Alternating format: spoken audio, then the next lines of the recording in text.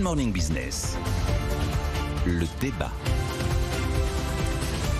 Et qui veut la peau du marché immobilier? Vous connaissiez le diagnostic de performance énergétique. Eh bien, place désormais, Nicolas, à l'audit énergétique. L'AER, audit énergétique renouvelable, obligatoire à compter de demain, 1er avril, si vous êtes propriétaire d'une maison ou propriétaire d'un immeuble. Ça ne concerne pas les copropriétés, mais ça va concerner une SCI, une indivision ou un particulier qui possède une maison ou qui possède un immeuble. Vous deviez faire le DPE obligatoire, il vous donne une note jusqu'à G, voire G+. Si vous êtes F ou G maintenant et que vous voulez vendre, vous devez ajouter l'audit énergétique réglementaire, l'AER. Qu'est-ce que c'est ? Eh bien, c'est le mode d'emploi des travaux à réaliser pour que l'appartement soit rénové. Un devis, quoi. Voilà, une sorte de devis, et puis également quel type de travaux. Et donc, le vendeur va payer entre 500 et 1000 euros ces 20 et quelques pages, et ça va être donné à l'acquéreur, qui aura obligation de faire les travaux s'il achète pour ensuite louer. Voilà. Ah ouais. Demain pour les F et G, 2025 pour les E, 2034 pour les D. Jean-Marc, ça ne va pas aider le marché. Écoutez, nul n'est censé ignorer la loi. La loi, elle est C'est la loi.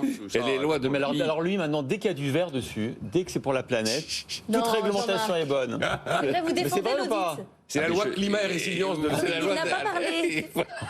D'abord, l'AER, simplement pour préciser ce que vient de dire Nicolas, il l'a appelé d'abord audit renouvelable. Non, énergétique réglementaire. Oui, c'est audit énergétique réglementaire et pas renouvelable. J'ai dit renouvelable. La première fois, oui. Ah bon, pardon. Mais c'est juste un point de détail. Non, je défends. Nul n'est censé ignorer la loi. La loi s'applique, elle est là depuis août 2021, donc les gens ne sont pas pris au dépourvu. Et donc, la loi de août 2021 qui a été signée à Brégançon. Il aime les lois maintenant. Et donc, On la nous l'a loi, changé, à partir du moment où... Ah non, moi je suis libéral, pas anarchiste. Mais- Je suis pour le respect de la loi. Bon. Oui, mais vous êtes contre les réglementations excessives. Ah mais j'entends bien, mais là c'est Mais la c'est la loi. ligne, hein. Là c'est la loi. Alors elle peut être excessive, il y a 304 articles dans la loi, mais le principe, l'article premier, c'est en cohérence avec l'accord de Paris adopté le 12 décembre 2015 et ratifié le 5 octobre 2016. Et dans le cadre du pacte vert pour l'Europe, l'État rappelle son engagement à respecter les objectifs de réduction des gaz à effet de serre. C'est clair. Tout le monde doit être impliqué dans cette affaire. Tout le monde doit faire des efforts.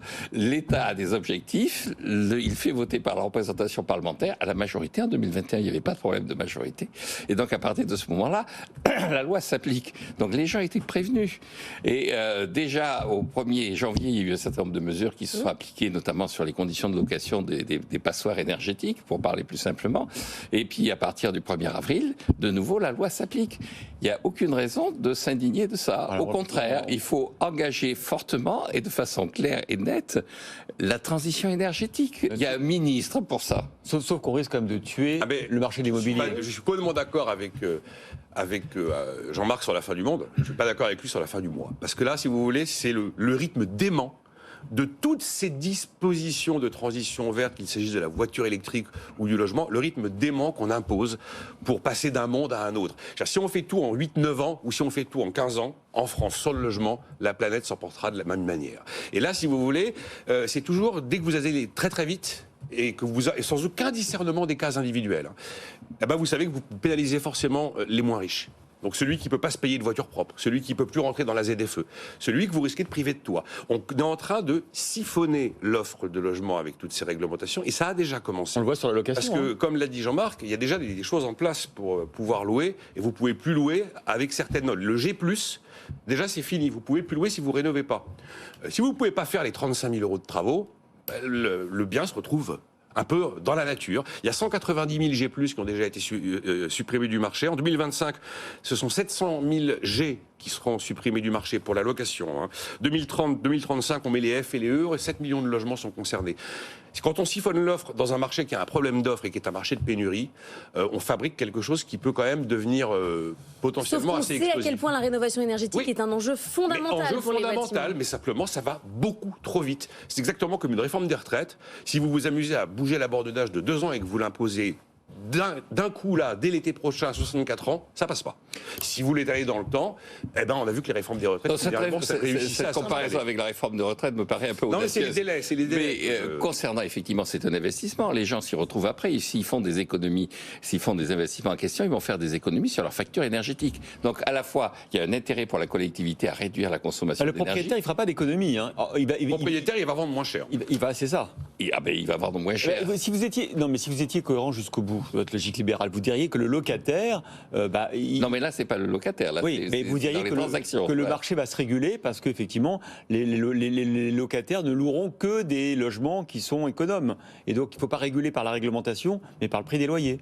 Non, mais si vous mettez un bien dans lequel vous avez une externalité négative, c'est-à-dire que si vous avez une situation dans laquelle les gens perdent effectivement de la puissance énergétique, moins cher. Vous pouvez le louer moins cher. Surtout, il y a ce qu'on appelle en économie un escompte hyperbolique, c'est-à-dire que les gens. Oula. Oui. Alors, c'est quoi l'escompte hyperbolique? C'est-à-dire que effectivement, ce que vous payez immédiatement n'est pas évalué de la même façon que ce que vous allez payer dans le futur.